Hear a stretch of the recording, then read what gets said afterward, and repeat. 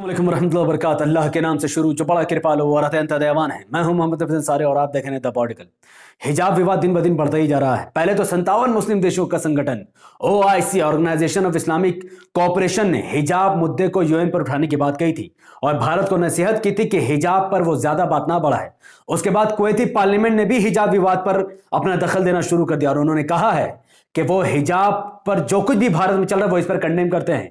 यहां तक कि हिजाब के विवाद को वो लोग UN पे उठाएंगे, भारत पर प्रेशर बनाएंगे और RSS पर पूरी तरीके से प्रतिबंध लगाने की धमकी दे डाली है कुवैती पार्लियामेंट में कि वो UN से रिक्वेस्ट करेंगे कि वो भारत में बढ़ रही RSS की ताकत को खत्म कर दे, RSS को पूरी तरीके से बंद कर दे। इसी बीच हाई कोर्ट का बड़ा फैसला आया है हिजाब को लेकर। High court, Karnataka high court ने कहा कि हिजाब इस्लाम का बुनियादी हिस्सा नहीं। हाई कोर्ट के फैसले का हम सम्मान करते हैं, मुसलमान हाई कोर्ट को, कोर्ट के फैसले का सम्मान करता है, लेकिन यह फैसला पूरी तरीके से गलत है। मैं इसको नकारता हूं क्योंकि कुरान में सूरह नूर सूरह नंबर 24 आयत नंबर 30 में हिजाब का कंप्लीटली जिक्र है, जिसमें अल्लाह सुब्हानहू व तआला फरमाता है, औज़ु बिल्लाहि मिनश शैतानिर रजीम, बिस्मिल्लाहिर रहमानिर रहीम, वक़ुल लिल मुमिनीना यग़ुद्दू मिन अब्सारिहिम व यहफ़ज़ू फ़ुरूजहुम ज़ालिका अज़्का लहुम इन्नल्लाह ख़बीरुम बिमा यस्नऊन। इस आयत में अल्लाह सुब्हानहू व तआला फरमाता है सूरह नूर सूरह 24 आयत नंबर 30 में कि मोमिन मर्दों से कह दो कि वो अपनी नज़रें नीची रखें, अपनी नजरें नीचे रखे और अपनी शर्मगाहों की हिफाजत करे। यह उनके लिए बड़ी पाकिज़गी की बात है और जो ये काम करते हैं खुदा उनसे खबरदार है। इस आयत में अल्लाह सुब्हानहू व तआला ने मर्दों के हिजाब का जिक्र किया कि जो मर्द हैं वो अपनी निगाहें नीची रखें, दूसरे के माँ और बहनों को देखने की जरूरत नहीं है, और जो लोग और अपने प्राइवेट पार्ट की हिफाजत करे, हर जगह मुंह मारने की जरूरत नहीं है, ताकि अल्लाह तुम पर रहम करे और यही तुम्हारे लिए बेहतर है।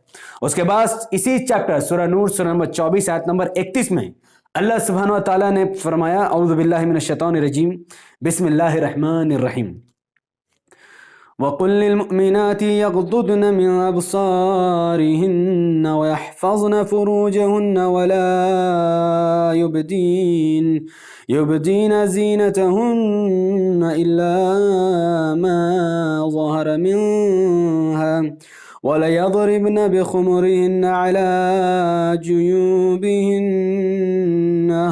वला युबदीन ज़ीनतहुन्न इल्ला लिबुऊलतिहिन्न सूरह नूर सूरह 24 आयत नंबर 31 के इस आयत में अल्लाह सुब्हानहू व तआला ओपन औरतों को ऑर्डर दे रहे हैं कि और मोमिन औरतों से भी कह दो कि वो भी अपनी निगाहें नीची रखा करें और अपने प्राइवेट पार्ट की हिफाजत करें, अपनी खूबसूरती की चीज को छुपा ले, जाहिर ना होने दे और अपने ऊपर चादर डाल लिया करें। यहां तक के सूरह अहज़ाब सूरह नंबर 33 आयत नंबर 59 में अल्लाह सुब्हानहू व तआला ने फरमाया, औज़ु बिल्लाहि मिनश शैतानिर रजीम, बिस्मिल्लाहिर रहमानिर रहीम, या अय्युहन नबिय्यु कुल लिअज़वाजिक व बनातिक व निसाइल मुमिनीन युदनीना अलैहिन्न मिन जलालिबिहिन्न ذلك अदना अन युअरफ़न फला युज़ैन वकान अल्लाहु गफ़ूरर रहीम।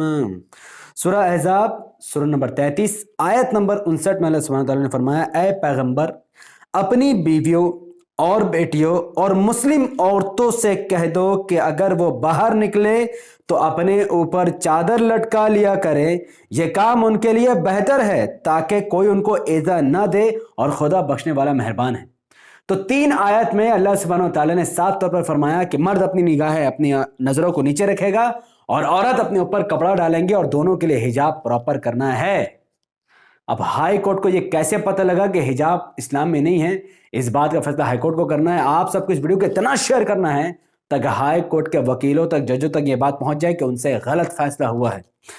इसके अलावा कॉन्स्टिट्यूशन का आर्टिकल 25 इस बात का इजाजत देता है कि right to freedom of religious, जिसका मतलब है कि भारत में रहने वाला 130 करोड़ का हर एक नागरिक, 130 करोड़ में से हर एक नागरिक अपने धर्म को आजादी से पालन कर सकता है, उस पर प्रैक्टिस कर सकता है। भारत की कोई भी सरकार धर्म के आधार पर कानून नहीं बना सकती है, चाहे कॉलेज हो चाहे हॉस्पिटल, आपका हिजाब आपसे कोई नहीं छीन सकता है। खैर, इस बीच खुशखबरी यह है कि जो हिंदू बच्चे हैं, नासमझ बच्चे, जो आज भगवा पहनकर हिजाब का विरोध करें, जो नीच हरकत ये लोग कर रहे हैं, इस नीच हरकत को आज हिंदुत्व की सबसे बड़ी रूढ़िवादी पार्टी शिवसेना ने भी हिजाब पर समर्थन कर दिया है। उद्धव ठाकरे के बहुत बड़े नेता शिवसेना के संजय राउत ने हिजाब पर बहुत बड़ा बयान दिया है, उसे ध्यान से सुनिए। ये मुस्लिम लड़कियां पढ़ती है, वो एक ड्रेस पहन कर आते हैं, उनके कल्चर है, हमारा एक कल्चर है, एक दूसरे का रिस्पेक्ट करें। जब तक सभी हम राष्ट्र के ऊपर हम प्रेम करते हैं, ये मातृभूमि के ऊपर हम प्रेम करते हैं, ये मातृभूमि से हमारी मैं उन दोगले मुसलमानों से कहना चाहूंगा जो लोग बीजेपी जब हिजाब पर बात उठाती है तो वो रोड पर आकर धरना देते हैं, लेकिन मैं उनसे पूछता हूं कि ममता बनर्जी ने भी हिजाब पर हमला किया है। जिस दिन ममता बनर्जी की सरकार बनी थी उससे 2 दिन क्या, मेरे ख्याल में 1 महीने बाद ममता बनर्जी की सरकार द्वारा 1000 मुस्लिम लड़कियों का हिजाब की वजह से उनके फॉर्म को रिजेक्ट कर दिया गया और उनसे कहा गया कि अगर आपको जॉब करना है, सरकारी जॉब अगर आपको करना है तो आपको हिजाब उतारना होगा। तो जब ममता बनर्जी हिजाब पर हमले कर रही है तो आप हाथ पे हाथ धरे बैठे क्यों हैं? क्यों फिर ममता का आप समर्थन कर रहे हैं? क्यों आपका गुस्सा ममता की तरफ नहीं है? क्यों आपका गुस्सा तृणमूल कांग्रेस की तरफ नहीं है? अगर बीजेपी मुसलमानों को तकलीफ देती है तो आपका खून गर्म हो जाता है, लेकिन ममता बनर्जी वही तकलीफ मुसलमानों को देती है, हिजाब पर हमले करती है, हमारी 1000 माँ बहनों की जॉब को रिजेक्ट कर दिया, यानी उनके मुंह पर मार दिया जाता है, तब कोई कुछ नहीं कहता, क्योंकि ममता इनकी मां है, मां माटी मानुस है। ममता की सरकार मुसलमानों के लिए ना कभी थी, ना कभी है और ना ही कभी रहेगी। इस चीज पर हमें सॉल्यूशन देखना ही पड़ेगा कि इस वक्त हालात यह है कि कोर्ट भी हिजाब के खिलाफ है, सरकार भी हिजाब के खिलाफ है। अब मुसलमानों को आगे क्या करना होगा, उसका एक ही रास्ता है और वो रास्ता है AIMIM। जी हां, ऑल इंडिया मजलिस इत्तेहादुल मुस्लिमीन की तेलंगाना में सरकार नहीं है, उसके बावजूद भी 14,000 बच्चों को ओवैसी स्कूल में मुफ्त की शिक्षा दी जाती है और उन 14,000 बच्चों में से जो लड़कियां हैं वो हिजाब पहनकर ही पढ़ाई कर रही हैं। तो AIMIM की जब सरकार नहीं है फिर भी हिजाब के साथ ताकत के साथ और सर उठाकर मुस्लिम महिलाएं हिजाब पहनकर स्कूलों में आती है। कोई मां के जड़े में दम नहीं है कि वो उनको रोक सके। तो फिर हर राज्य में AIMIM के विधायक को जिताइए, अकबरुद्दीन ओवैसी साहब का खुलकर समर्थन और सम्मान कीजिए, और जहां जहां AIMIM के विधायक जीतेगा वहां वहां AIMIM द्वारा प्राइवेट स्कूल खोला जाएगा या फिर सरकार द्वारा फंड से लेकर वो सरकार से छीनकर स्कूल चलाएंगे, ताकि यहां पर खास तौर पर मुस्लिम बच्चियां और हिंदू बच्ची जो तिलक लगाना चाहती है वो आजादी के साथ पढ़ाई हासिल कर सकती है, कोई उनको नहीं रोकेगा। बाकी आपकी मर्जी है, मैं इससे ज्यादा और क्या ही कहूं। इस वीडियो को आपको लाखों लोगों तक पहुंचाना ही पड़ेगा, क्योंकि अब मुद्दा बहुत गर्म है। उत्तर प्रदेश में अगर AIMIM की सीट आती है तो उत्तर प्रदेश के मुस्लिम महिलाओं को हिजाब पर कोई स्ट्रगल नहीं करना पड़ेगा, और अगर यूपी के मुसलमान बीजेपी से डर कर ईमान का सौदा करके SP BSP कांग्रेस में अपना वोटों को विभाजन करके बीजेपी को फायदा पहुंचाते हैं तो फिर मुस्लिम महिलाओं को वही झेलना पड़ेगा जो कर्नाटका के मुस्लिम महिलाओं को झेलना पड़ रहा है। तो यूपी में मुसलमानों को जमकर AIMIM को वोट देना है, पतन के निशान पर दबाकर वोट डालो।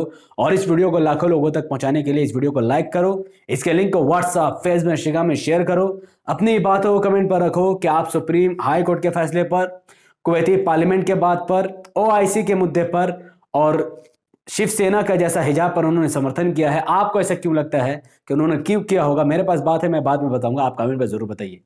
हमारे यूट्यूब चैनल द पॉलिटिकल को सब्सक्राइब कीजिए, बेल आइकन हिट कीजिए, मुझे अपनी दुआ में याद रखें।